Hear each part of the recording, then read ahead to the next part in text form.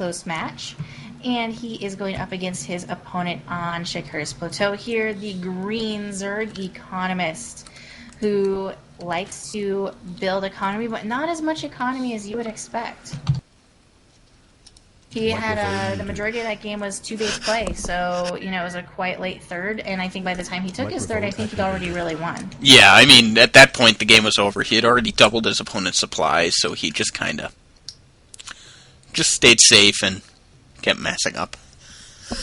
All right, and a bit of a different thing. So one thing that we were commenting on for both the previous matches here is both these players were just being very, very, secure and playing it safe. Forge, fast, expand. Looks like Orion, he's not going to be playing it safe. He's going for a forge, fast, expand. More likely than not. I mean, it's possible he could still be doing like a 1-gate, but I would be betting a forge right here. As Naniwa says, forge, expand, or die trying. I know, right? Even if you get roaches in your face 5 times in a row by Lenok. Oh, I was there for MLG Providence in person. Oh, lucky you. I watched it from a Starcraft, which was quite fun, but... That was excellent. It was a very good time. Yeah, that was a really good tournament. I forget how many games Lenok had to win to get to that finals. It was something like 34, I want to say 34, 39, something like that. So that boy earned every single penny out of his money that he won. I still think Naniwa was the best player that day. He just got stubborn with his builds. Yeah, that's the thing. I mean, he just didn't change what he was doing, and it doesn't take a genius to figure out, I beat it, okay, I'm just going to keep on beating it with the same thing, So we have the probe hanging out at the natural, just kind of trying to block any sort of expansion going down. He hasn't tried to drop a pylon there in its place yet, but he may this game, only because he does have his forge expand up, so... I don't know, I think, was it last week when we were watching some games and one of the players purposely was letting the fast expand go down just to make his all-in be more effective. I think that was actually best last week. He would actually let it go down, that way his all-in would work as far as a timing. Yep. So, it's possible that could be something that Orion's doing as well, who knows? Or is that, it wasn't best, it was like, maybe it was best. I think it's best with a name change, but I forget what his new name is. It was like Hero something, Hero Gosh. Oh yeah, Hero Gosh, right. He just won base, formerly known as Best. He basically just won based all in every game. I'm pretty sure I saw him do one expansion. But he did one. It was a really good build though, so if you are a Protoss and you're looking for a solid all-in type build against Zerg, I would definitely go and look at the Tuesdaily from last week and check out some of the games from Hero Gosh. He had a really solid Immortal push that we saw him use against Zerg. I think 3 or 4 games. It was really, really effective. So that was a really nice build. So we have the full wall off for Orion. He's getting a Zealot out. Judging by the full wall off, I think we're going to see a Stargate soon. Yep, I think that's definitely viable. Or he could just be warping onto the low ground, too. Oh, we got a little bit of talk going. But Roachwarren is coming up for Zerg. So, and you know why roaches aren't good against starport units? They can't shoot air? They cannot shoot up. But, I mean... However, they do pretty well against... forge fast expands. There's only the one cannon here, so a couple of roaches, it's not going to be that hard for them to take out the one cannon. No, the roaches really have to, can do a ton of damage, but if he gets another cannon or two and sees it coming, then it could be very, very different. And so even though the Roachwarren is up, he hasn't actually started building roaches, which I think has been sort of typical for him, actually. I don't think he's been, utilizing his buildings as soon as they come up. He just sort of has them and wait. No Stargate yet. It's got to be coming soon. He's not going to, unless he makes a proxy pylon somewhere. But if he loses that proxy pylon, no, he has no workers out. It's got to be a Stargate coming any second now. Well, I mean, he can warp down gateways. On the outside, though. He can warp in and then bust his way out. Yeah. I'm a little disappointed. No Stargate. 2 more gateways being added on. I actually think he had an excellent timing if he used a Stargate. But, c'est la vie. Warp. Well, there are 3 queens on the field. An Economist has been pretty good about getting extra queens, so, maybe he knew that. But looks like he's going for his early robotics facility as he has before, so... But we have 8 roaches moving their way across the map. Currently only... no, a second cannon is up now. But there's only 1 pylon powering all of those cannons. And if those roaches realize that, with only 2 sentries and a stalker, he can take that pylon out very easily. Yeah, and that's also going to take 1 warp gate down as well. So let's see how much he wants to do. He's going to push up the ramp, and let's see. 3 stalkers up now. He sees the cannons. I don't think he realizes that cannon's only powered... All those cannons are powered by one pylon. Jesus Christ, I couldn't even think of the word. I don't like Orion pushing out like he did there. He could have been caught out of position. But the roaches are heading back, and everything is settled down. Yeah, I think it's just so interesting how safe these players are. So, Economist poked in, and then he got out, saved, didn't really engage and didn't lose any units, and then proceeds to build more spine crawlers back at home, as well as having the 3 queens. I don't know, it's just he's playing so safe. He's taken his next 3 gas already. Macro hatch is up. He is getting +1 and roach speed. So, that is, I might be surprised to see Muta again. I would, only because he's going so many roaches. Last game he played Muta Ling. This game, I think he's going to play Roach Hydra again. Just a guess.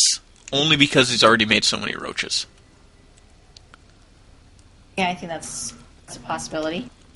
And looks like we do have a 3rd going down for Orion, so...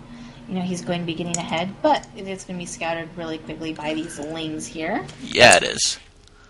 We'll see if those roaches head out to go and take it out, or if it's going to be successfully completed. Nope, as a response, he just dropped his 3rd. So he's going to let that finish. He knows about it. Oh no, bunch more lings going across the map. Just holding on to the Zalnaga. I don't think it's a good idea to attack with these lings until he knows the Protoss army is out of position. And they are sneaking back in. They might be able to force a cancel on here. The Protoss army is a good amount out of position now. In fact, they are just looking for the 3rd. Alright, so it looks like we might have a little bit of a repeat of Game 1 here. Oh, cancel. Going to deny the 3rds from each.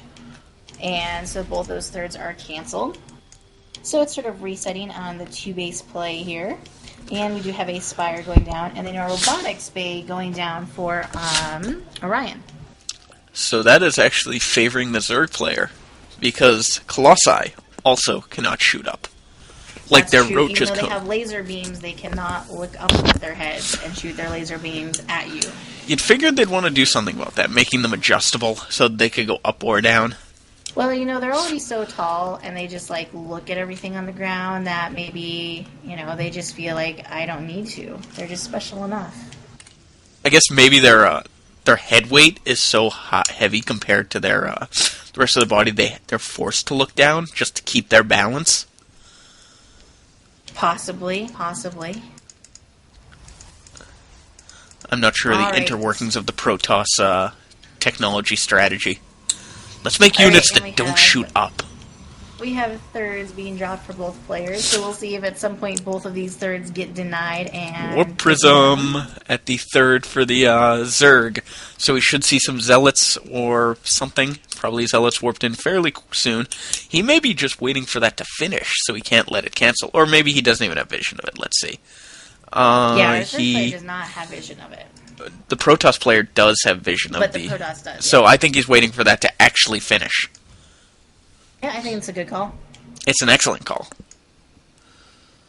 And it looks like he's going to be pushing out over here, so he could be doing a little bit of distract action as well, which would be nice. And we do have the Mutas moving across the map too, so they could come in and try and do some damage also. So it looks like the Zerg 3rd is about to finish, and we should see a warp in very soon after. And we have an engagement in the middle in the meantime. Yes, we do. That is a lot of roaches. Pretty good force fields, cutting off, making those roaches do less work, but I think there's just so many roaches here, they're going to do so much damage. The Colossi is actually yet to take any damage, so he's just kind of hanging up on the high ground, doing a ton of damage to all of these roaches, and a second Colossi is joining the battle, so this is going to get cleaned up pretty easy for the Protoss player. And then he's going to go ahead and destroy this third. But he knows it's coming, so he runs his drones up into the other expansion. I'm bumbling over my words this game. Alright, so the third is going to be going down for our Zerg player, but the third is up, albeit not mining. The mutas are in harassing. The mutas are in harassing in the main and the natural. Well, the Protoss army is out of position, so they are going to get a ton of kills, but the Protoss is pushing into the main of the Zerg. But there are a lot of roaches there.